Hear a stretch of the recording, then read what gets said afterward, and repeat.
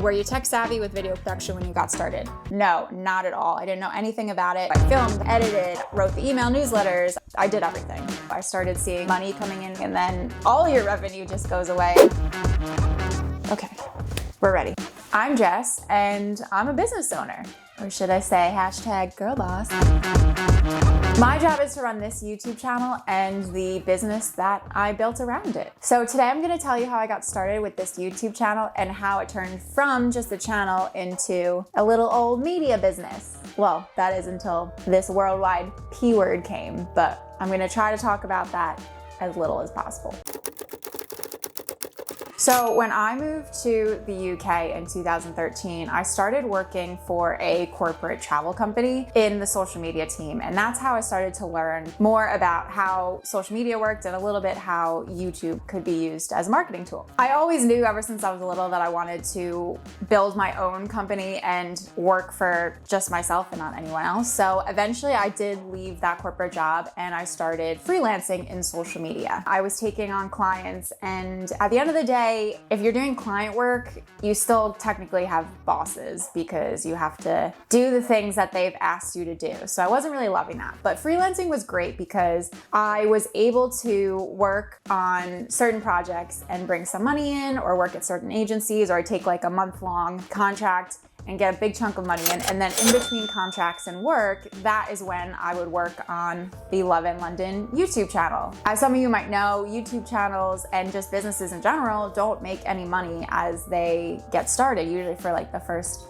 1 or 2 years at least. So it's good that I had both freelance projects coming in that would bring in money, and also I would have some time to continue to work on building something that I knew was going to be big in the long term. And during that time, I worked really hard to continuously learn how to make a better YouTube channel, how to build a business, how to start offering products, and how to just be the best London YouTube channel and business that was out there. So with all that hard work, after about like a year or so, I started seeing some money coming in from YouTube AdSense revenue and also from some affiliate commissions. Eventually, I was making enough money from the channel that I could stop taking on freelance work and I could focus solely on Love in London and a couple other side projects that I'll talk about in a bit. And with all that extra time, I could continue to improve, make much better videos. I could also start to introduce products and services. You'll have seen that I sell digital travel guides. We also used to have a photography service where people could get their photos taken when they came to London. And as I introduced those kinds of things more and more, the more that revenue grew. Then, as I had a little bit of extra money, started taking on freelancers. So I hired my assistant, Danny, over 2 years ago now, and she handles all of my admin and also all the customer service for the guides and like everything else that we sell. So you might have conversed with her over email. I also hired Marco. He's the guy who shoots and edits all of my videos. So hello, Marco, he's editing this right now. I've worked with him for about 1.5 years now. I also, just before this like really bad worldwide pandemic hit, I hired Carolina, who's helping to organize all of our content that we produce across all of our social media channels. And she's also in charge of speaking to brands about doing potential partnerships in the future. And I also hired Ashley as our head of PR to help get the Love in London and also the Just Dante brand into more traditional publications, both online and print kind of things. We've had to take a pause on that because of everything that's happening, but when everything picks up again, we'll have her back on board. And the thing is, by hiring these freelancers, it takes away from my salary and my profit, but it also frees up my time to be able to do other things that will help bring in more money. And I also get to work with people who know how to do things much better than I do. Like Marco is way better at shooting and editing videos than I could ever be, even if I tried to be better for like multiple years and was like practicing. I'll never get there. So on top of everything I do with Love in London, I also have 2 other like side things that I do. One is I have this website that I started back in 2013 called The Abroad Guide. It has content on it from like years ago and people are still finding it through search engines. I make some revenue from that website. I also recently have started doing more speaking and consulting about YouTube marketing. I've been hired to speak to audiences about how to use YouTube to build your business. I went to India in 2019 to do that, and even Dublin. And it was something I was planning on doing even more of in 2020, but obviously that will take a bit of a pause. Cool, so I think that was it in a nutshell, and I'll fill in the blanks by answering the questions that you guys all submitted on Instagram and also on our YouTube community tab.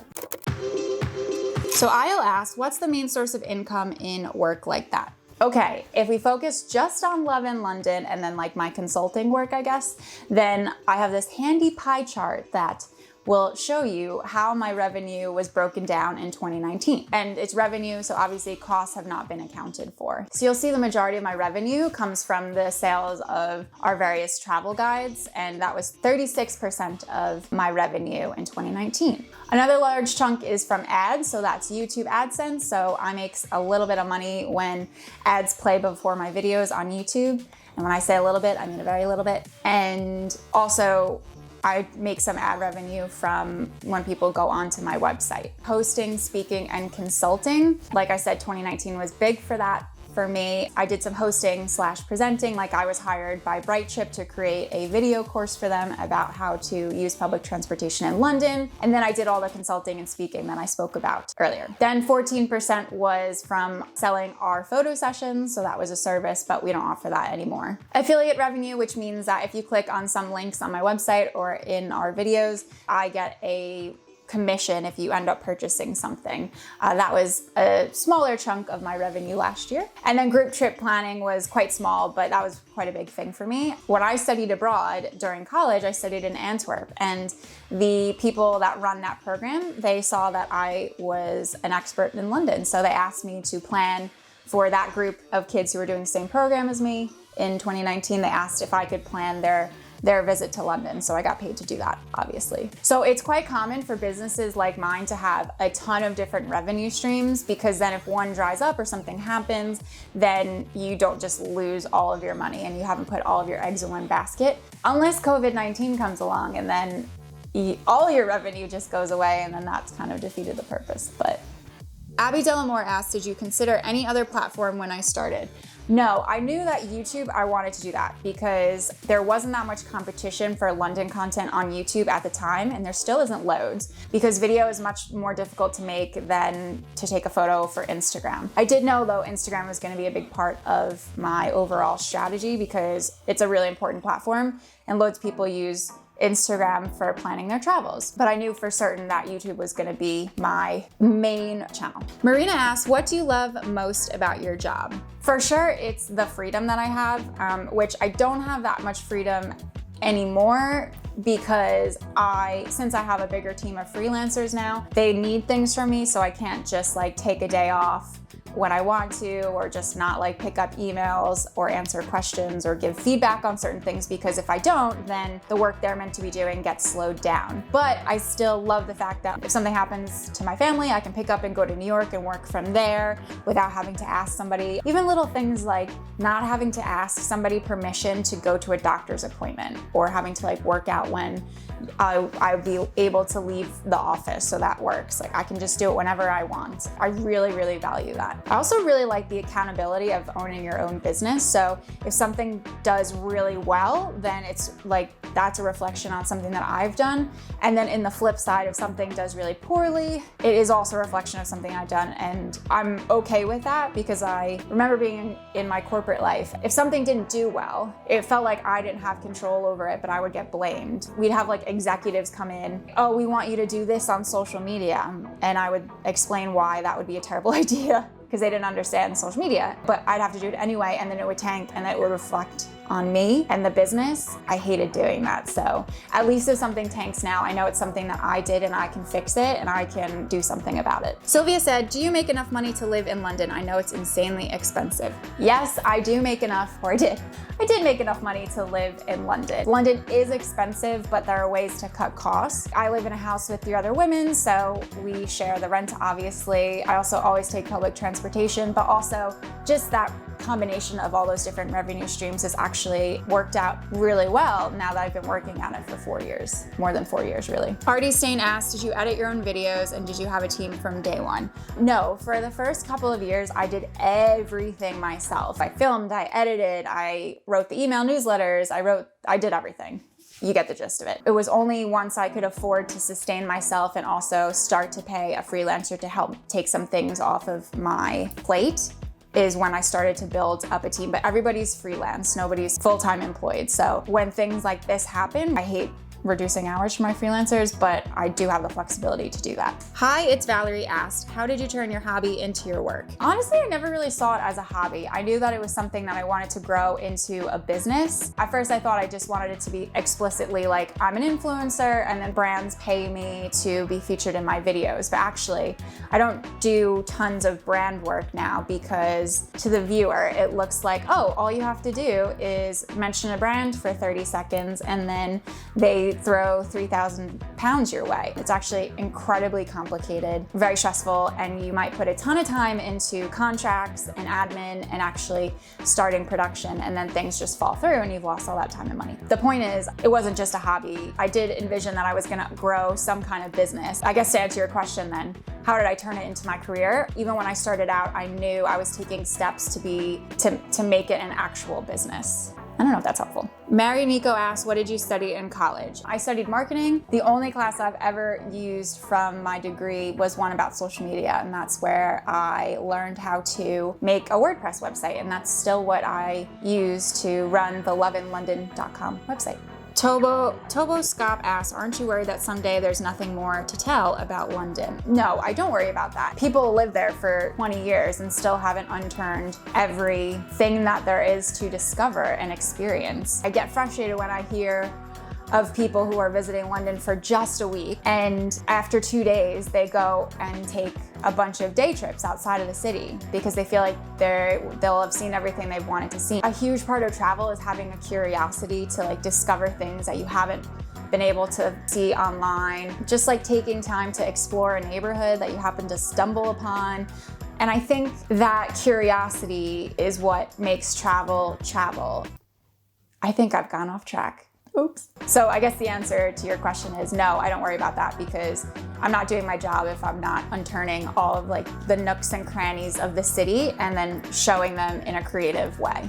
Miss Mare XO said, were you tech savvy with video production when you got started? No, not at all. I didn't know anything about it. I just Googled everything and I learned everything online on how to do it and just practiced and got better and better. I did a lot of courses also on Skillshare. If you have not signed up to Skillshare, honestly, you're missing out, especially if you're trying to do anything with like content or tech, because there are such good courses on there. Like I learned how to use Premiere Pro from just taking half a day to go through this really, really good comprehensive course, but also just giving you the basics of what you need to get started. I'll put a link to that course in the description box. And also I have a link that will give you a couple of free months to Skillshare. So if you haven't signed up, sign up for free, just have a look and you can always cancel it. Joel Travels asks, is there anything you do differently? There are a couple things. I would have started making videos sooner because I'd be further ahead. I would have started my email list earlier because that's like the best way that I can keep in touch with you guys. I also wish I had focused more on like off the beaten path stuff in London earlier on because that's the direction that I'm going now. And so a lot of like the new content that I've been producing has not performed very well because it's not relevant to a lot of my audience, I think, because they've found me through like how to use an Oyster card and how to use the tube, which is all relevant, helpful information for everybody. But I think also it can attract a lot of people who just want to see the tourist attractions, which is totally fine, but there's loads of information out there for those types of people, and that's not the direction I want to go because I think there's so much more to London. But it's okay. I think it's going to be a couple of years of transition to find that audience that wants that type of content. Amy asked, and advice for anyone wanting to begin a career in YouTube or freelance work similar to yours. The biggest thing is to be as niche as possible. There's just way too much competition out there, so you need to be catering to a certain type of people, possibly in a certain location that has a certain belief system. Otherwise, you're just literally just noise in the 300 hours of video that's uploaded to YouTube every minute. Yeah.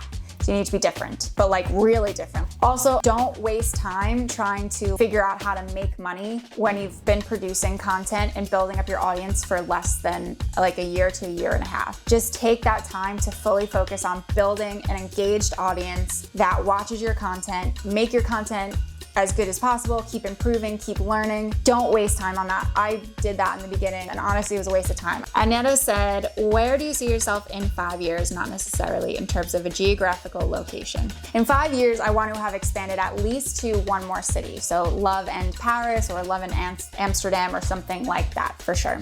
I also want to have a physical location in London. I want this to be like a tourist info center, but completely different and transformed. Like you can get coffee there, souvenirs you can buy that are made by local London artists that are like super cool and interesting. You can sit down with somebody to help you pick out some really interesting restaurants and tours to do. Just a cool experience, whereas tourist info centers are so boring at this point right now. I also want to have worked on a big, like high value production of some sort, whether that's like a TV show or a Netflix show or a podcast. And the secret is I'm already in talks for something like this. So fingers crossed, maybe towards the end of 2020, I'll have more information about that for you. But it's very exciting for me. It will be a huge step in my career. I also want to have a part of a business that focuses on giving hyper local experiences, like things you wouldn't be able to do unless you had like friends in London that was taking you around and showing you like nooks and crannies of the city. Because when I travel, I always have the best time when I have a local that is telling me and showing me what to do and where to go and things like that. So I want to be able to deliver that to people. So hopefully within 5 years, that will definitely be happening. Oh, and I also would like to be putting on events around the world that bring people together that are planning to go to London to meet each other, and then also to meet some like local vendors to possibly like book tours with them or experiences and just learn more about London before they come. So if you're currently like exploring this area or you're making YouTube content already, I am going to be offering some really affordable downloadables in the near future that will help you to make your content better, make it faster, more efficient. If you want to be notified when those things are available, then there's a link in the description of this video where you can sign up to the wait list, and I'll shoot you an email once I have those made and ready to go for purchase. But otherwise, for tips for London and other things, then you can click the box that's popping up below me.